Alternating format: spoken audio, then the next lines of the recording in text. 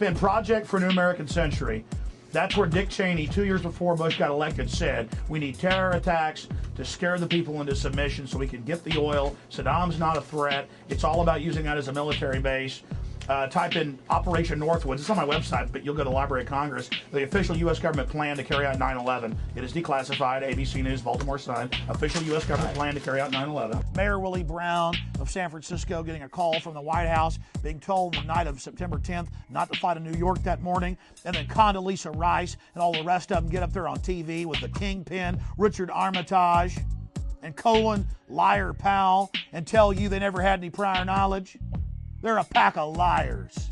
And they're getting power out of these attacks that they helped engineer with their business partner, Osama bin Laden. And don't worry, his stage capture is coming up.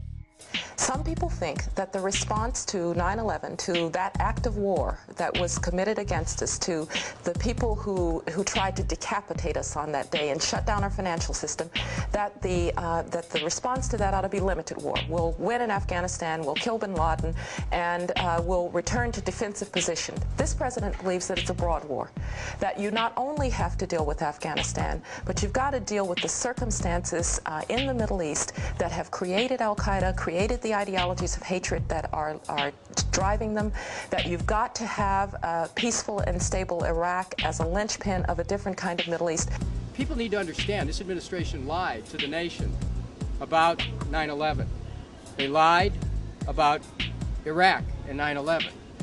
They lied insisting Iraq worked with al-Qaeda in 9/11. They lied about saying there were weapons of mass destruction. They lied in order to justify an attack on Iraq. Their ulterior motives were very transparent.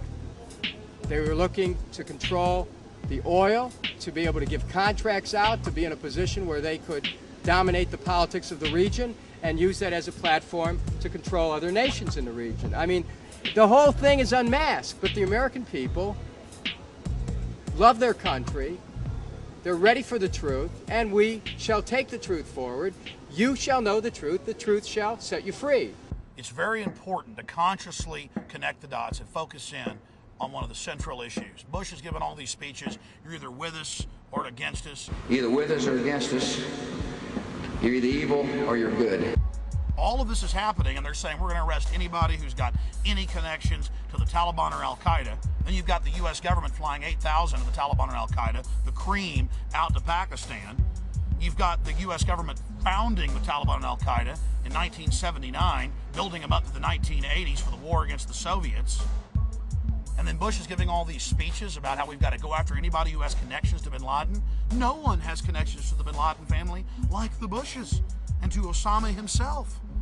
In fact, Osama bin Laden was an admitted CIA asset, we believe still is, and his code name, admittedly, was Tim Osmond.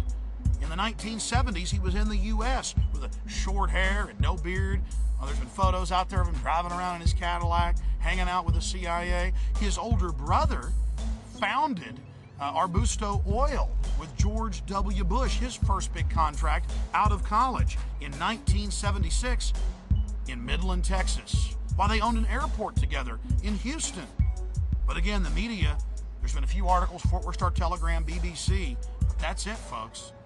So we need to look at the motive, we need to look at the history, we need to look at how the president is intimately involved with the bin Ladens.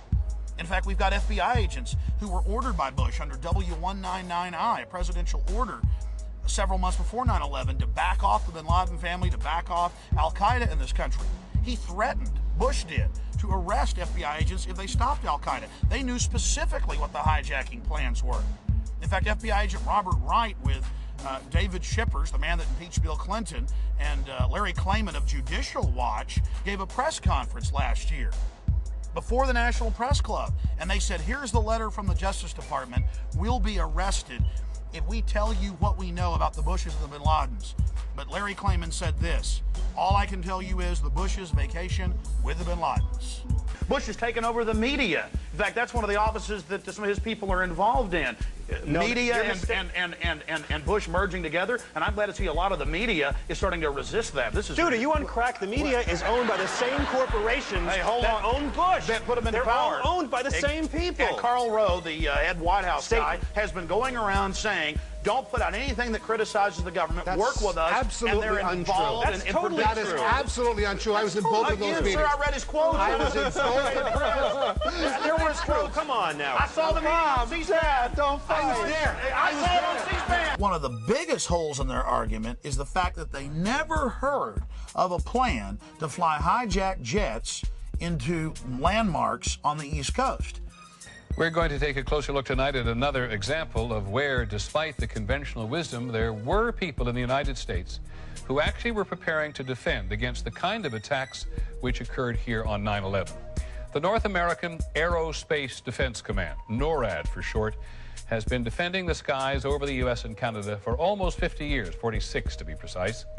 USA Today reports that in the 2 years before the attacks on September the 11th, NORAD conducted exercises using hijacked airliners as weapons. And one target was the World Trade Center. We knew he hated us. But there was nobody in our government, at least, and I don't think the prior government that could envision flying airplanes into buildings on such a massive scale. But that turns out not to be true. U.S. military planners did envision and practice those very scenarios.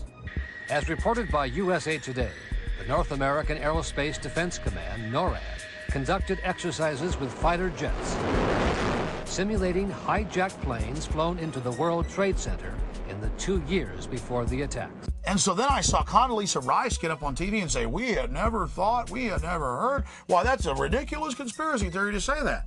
Pentagon planners also envisioned the attack on the Pentagon 5 months before